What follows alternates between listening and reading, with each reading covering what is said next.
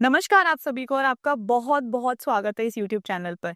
आप सभी को सावन की बहुत सारी शुभकामनाएं। मैं हूं आर्या और मेरे साथ है ध्वनि एस्ट्रो की फाउंडर ध्वनि जैन, जिनसे आज हम बात करेंगे कि सावन के महीने में भक्ति, पूजा और शिव की उपस्थिति को कैसे महसूस किया जाए। नमस्कार आप सभी को, हर हर महादेव।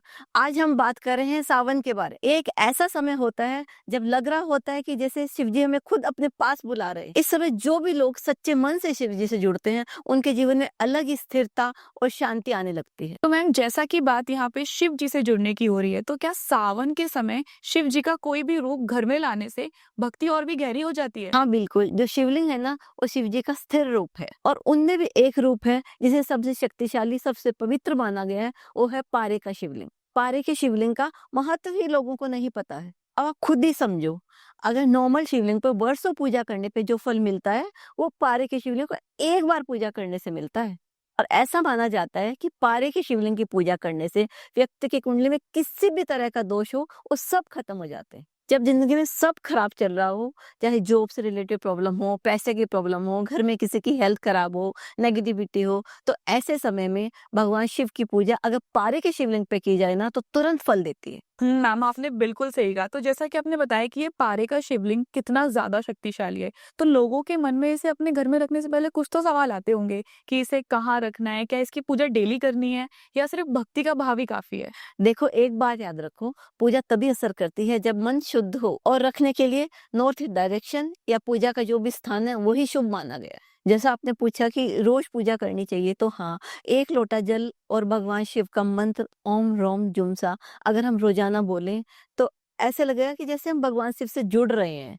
ये कोई पूजा नहीं है, ये कोई रिचुअल नहीं है, ये तो ऐसे है जैसे अपने मम्मी पापा से रोज सुबह आप मिलते हो ना, वही है। बहुत गहरी बात बोली है मैम आपने। तो जैसा कि बात यहाँ पे शिव जी की हो रही है, तो क्या उनके साथ सावन में नंदी जी की भी पूजा करने का कोई विशेष महत्व है? बिल्कुल होता है। भक्ति और श्रद्धा का प्रतीक है नंदी जी। तो आपने देखा होगा कि मंदिर के अंदर शिव जी की मूर्ति के सामने नंदी जी को स्थापित किया जाता है। और ऐसा माना जाता है कि अगर आपकी कोई विश है जो आपको भोले शंकर से पूरी करवानी है, तो नंदी जी के कान में बोलो, वो तुरंत फल मिलता है। तो इस सावन अगर आपकी भी कोई विश है जो आपको बहुत जल्दी से पूरी करानी है, तो शिव जी के साथ साथ नंदी जी को तो याद करना ही होगा। मैम, ये बात तो बिल्कुल सही बोली आपने, लेकिन एक बात बताइए, अगर लाइफ में किसी को किसी स्पेसिफिक चीज में दिक्कत है, जैसे प्यार, पैसा, जॉब या बिजनेस, कुछ भी कह लो, तो उस चीज में अलग अलग क्रिस्टल के शिवलिंग और नंदी जी का कोई रोल होता है? बिल्कुल, जैसे हर क्रिस्टल की अपनी एक हीलिंग एनर्जीज होती है, वैसे उनसे बने शिवलिंग और नंदी की भी अपनी एक अलग इम्पोर्टेंस होती है।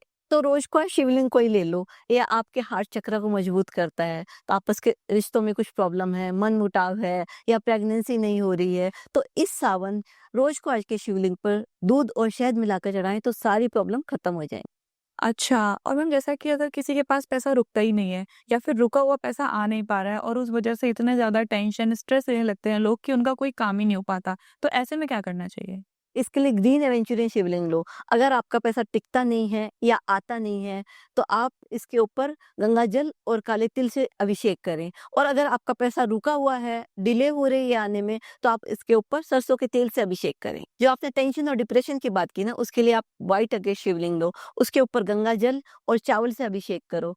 इससे आपका चंद्र स्ट्रांग होगा, और इससे टेंशन और डिप्रेशन तो दूर दूर तक नहीं रहेंगी। अगर किसी के घर में कोई बार बार बीमार पड़ रहा है, इम्यूनिटी वीक है, या डाइजेशन से रिलेटेड प्रॉब्लम है, तो ग्रीन जेड के शिवलिंग के ऊपर शहद से अभिषेक करें, तो ये सारी प्रॉब्लम खत्म हो जाएगी। ओके। और मैम, नंदी जी के बारे में भी कुछ बताइए कि अलग अलग क्रिस्टल के नंदी जी का क्या महत्व है? नंदी के बारे में, जैसे जिसको नजर ज्यादा लगती है, घर में नेगेटिविटी है, बनते बनते काम रुक जाते हैं, तो घर के या ऑफिस के एंट्रेंस पर ब्लैक टर्मिनल नंदी रखें। और इस तरह अलग अलग क्रिस्टल के नंदी की अपनी एक अलग ही इंपॉर्टेंस है।